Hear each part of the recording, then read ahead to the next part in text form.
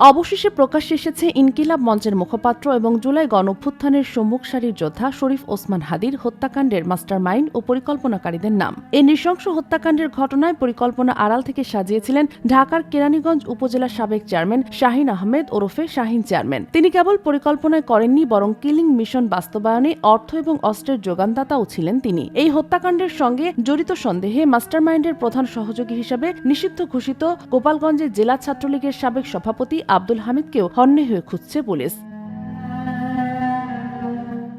প্রাপ্ত গোয়েন্দা তথ্য অনুযায়ী হাদির উপর হামলার পর ঘাতকদের ঢাকা থেকে সীমান্ত পর্যন্ত পালিয়ে যেতে সরাসরি সহায়তা করেছিলেন এই হামিদ। মূলত জুলাই বিপ্লবে শরীফ ওসমান হাদির ভূমিকা এবং গত 5 আগস্টের পর থেকে ফ্যাসিস্ট আওয়ামী লীগের বিরুদ্ধে তার বিভিন্ন বলিষ্ঠ বক্তব্য দলটিকে চরম ক্ষুব্ধ করে তোলে। আওয়ামী লীগ ও তাদের দোসররা হাদিকে তাদের জন্য এক বড় বিপদ হিসাবে চিহ্নিত করে এবং তাদের তৈরি করা হিট লিস্টে প্রথম টার্গেট হিসাবে হাদিকে হত্যার ছক কষা হয়। অভিযুক্ত শাহিন আহমেদ দীর্ঘদিন ঢাকার দক্ষিণ কেরানীগঞ্জ থানা আওয়ামী লীগের সভাপতি ছিলেন। তবে স্থানীয়ভাবে তিনি একজন মাফিয়া ডন হিসাবে পরিচিত। শেখ হাসিনা সরকারের আমলে তিনি সাবেক বিদ্যুৎ ও জ্বালানি প্রতিমন্ত্রী নসরুল হামিদ বিপুর অত্যন্ত ঘনিষ্ঠ ডানহাত হিসাবে পরিচিত ছিলেন। চিহ্নিত সন্ত্রাসী ও অস্ত্রধারী হিসাবে পুলিশের তালিকায় অনেক আগে থেকে তার নাম থাকলেও ক্ষমতার দাপটে তিনি ছিলেন ধরাছোঁয়ার বাইরে।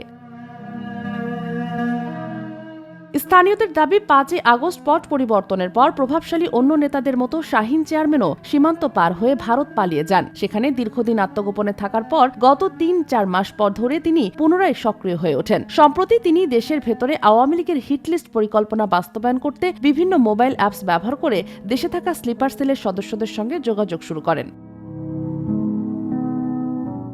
আইনশৃঙ্খলা বাহিনীর একজন কর্মকর্তা সংবাদ মাধ্যমকে জানিয়েছে, বেশ কিছু হোয়াটসঅ্যাপ কল এবং খুদে বার্তার সূত্র ধরে হাদি হত্যাকাণ্ডে শাহিন চেয়ারম্যানের সরাসরি সম্পৃক্ততা পাওয়া গেছে। এমনকি ঘটনার আগেও পরে কিলারদের সঙ্গে পলাতক ছাত্রলীগ নেতা হামিদের একাধিকবার যোগাযোগের প্রমাণও গোয়েন্দাদের হাতে এসেছে। বর্তমানে ভারতের পলাতক থাকা আরও কয়েকটি গ্রুপ ডিজিটাল অ্যাপস ব্যবহার করে ঢাকায় থাকা স্লিপার সেলের সদস্যদের কাজ সমন্বয় করছে, যারা ইতিমধ্যে আইনশৃঙ্খলা বাহিনীর কঠোর নজরদারিতে রয়েছে। শরীফ ওসমান হাদি হত্যার তদন্ত প্রসঙ্গে ঢাকা মহানগর পুলিশের অতিরিক্ত কমিশনার শফিকুল ইসলাম জানিয়েছেন, মামলাটিকে সর্বোচ্চ গুরুত্ব দিয়ে তদন্ত করা হচ্ছে এবং খুব শীঘ্রই এই হত্যাকাণ্ডের মাস্টারমাইন্ড সহ সব পরিকল্পনাকারীকে জনসম্মুখে আনা সম্ভব হবে।